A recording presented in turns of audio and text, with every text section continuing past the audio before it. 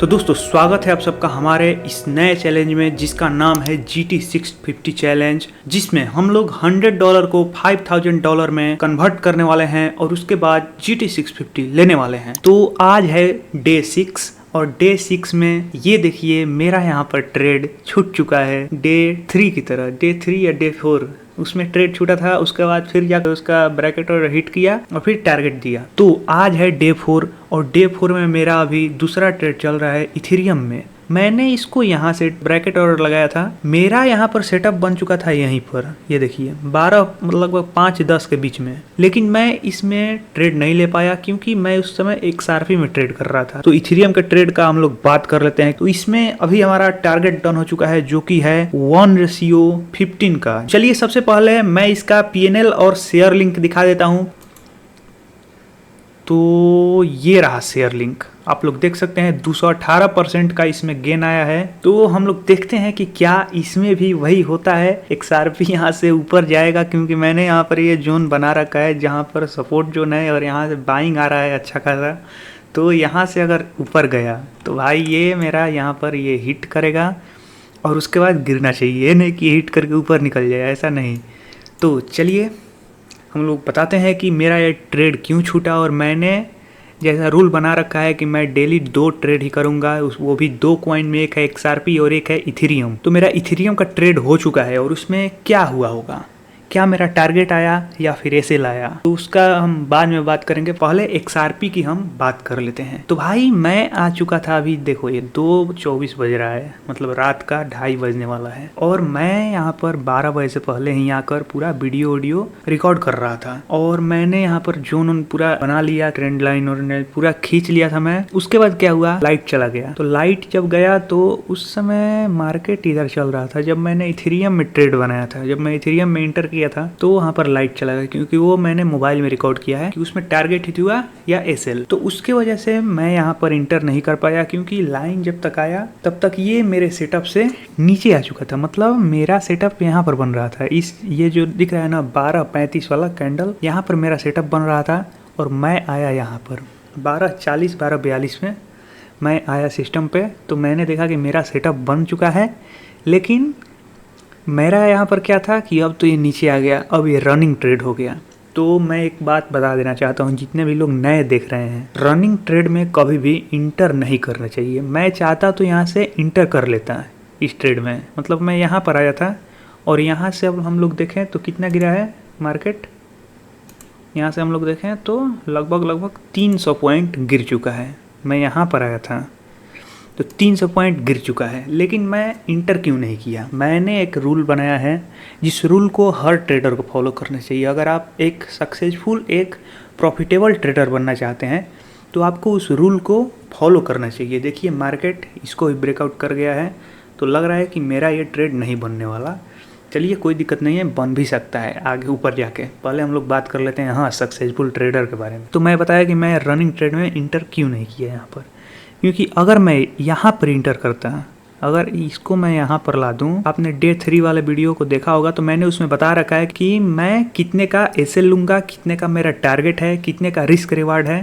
क्योंकि आप लोग देख सकते हैं यहाँ पर 1:15 प्लस का रिस्क रिवार्ड है। उसका क्या सिनेरियो है, उसका क्या केस है, मैं उसको भी इस वीडियो में कवर करने वाला हूँ। क्योंकि भाई कुछ लोग नए भी वीडियो देखते हैं तो उनको पता नहीं है कि मैं क्या कर रहा हूँ। यहाँ पर ये 1:15 प्लस स्ट्रेटजी लिखा हुआ है, इसका मतलब क्या है। तो भाई मैं XRP में 50 पॉइंट का SL लेता हूँ, जो कि यहाँ से अगर आप देखेंगे, अगर देखिए तो यहाँ पर मैंने 51 पॉइंट का SL लगा रखा है।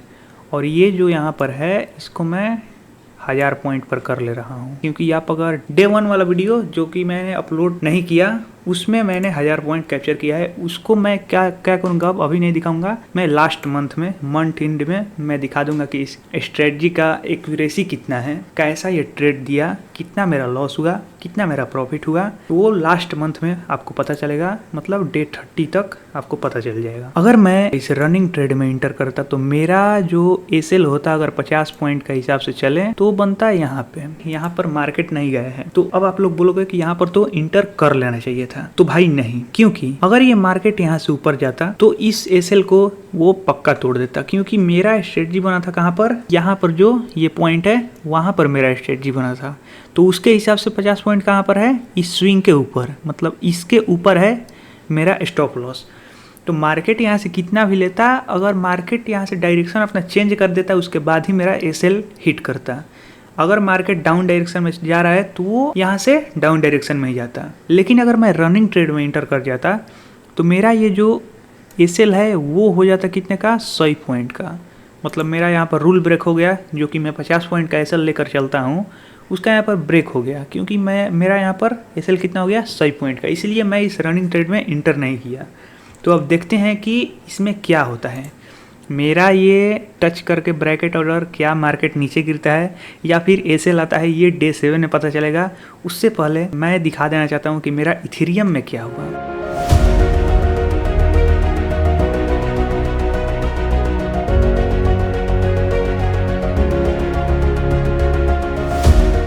और आप मिला सकते हैं 3590 पर मेरा एंट्री हुआ, 3580 पर मेरा ये एसएल था और इसका टारगेट मेरा होने वाला था कितना, 150 पॉइंट ऊपर, मतलब 3590 से 150 पॉइंट ऊपर 3600 3740 पर। तो वहाँ पर तो गया नहीं। मैंने वहाँ पर 1:15 प्लस का रिस्क रिवार्ड क्यों लिखा था, 15 प्लस में 15 ये आ जाता है 1:15 की, इसमें 10 पॉइंट का एसएल, 150 पॉइंट का टारगेट, 1:15। और 1:15 प्लस में मैंने क्यों रखा था, XRP के लिए, क्योंकि वहाँ पर मेरा 1000 पॉइंट का टारगेट रहता है और 50 पॉइंट का एसएल रहता है, तो 1:20 हो गया।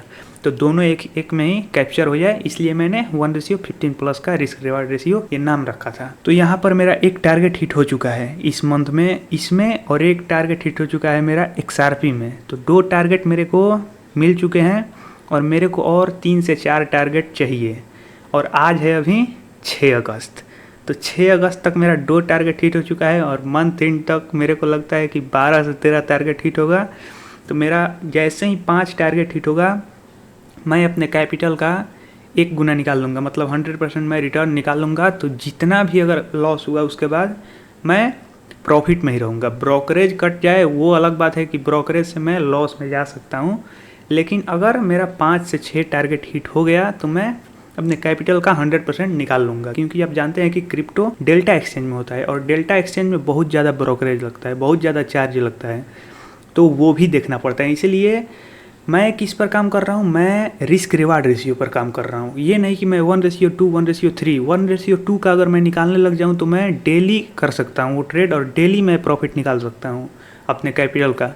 लेकिन मैं वो चाहता नहीं, मैं पॉइंट कैप्चर करना चाहता हूँ कि अगर मैं जैसे बड़े कैपिटल से अगर मैं इंटर करूँ तो उसमें मैं बड़ा पॉइंट कैप्चर करूँ, उससे बड़ा ट्रेड बनाऊँ, जिससे मेरा कैपिटल भी ग्रो होगा, मेरा अकाउंट भी ग्रो होगा। तो मेरा ये स्ट्रेटजी है। तो वही बात है, एक मेरा एसएल चला गया है और एक मेरा अभी तक ट्रेड हुआ नहीं है। यहाँ से देखिए ये जा रहा है, ये ऊपर जा सकता है और ऊपर जाकर यहाँ पर मेरा टच करके फिर ये गिर सकता है या फिर यहाँ से ऊपर भी जा सकता है, कोई दिक्कत नहीं। मेरा जो रूल है वो मैं यहाँ पर निभाऊंगा भाई, वहाँ वो उसमें कोई दिक्कत नहीं है। मेरा यहाँ पर एसएल भी हिट हो गया क्योंकि मैंने आपको समझा दिया कि 1:15 का रिस्क रिवार्ड रेशियो क्या है। अगर मैं मंथ एंड तक 5 ट्रेड भी दोनों में कैप्चर कर लिया तो मेरा हो जाएगा भाई, मैं अपने ब्रेक इवन पर आ जाऊँगा। और अभी 6 अगस्त चल रहा है और मेरा 2 टारगेट आ चुका है और मेरा एक और टारगेट आने वाला था, लेकिन मैं उस समय उसमें ट्रेड नहीं किया। और 24 दिन है, 24 दिन में कम से कम 10 से 12 टारगेट आ जाएगा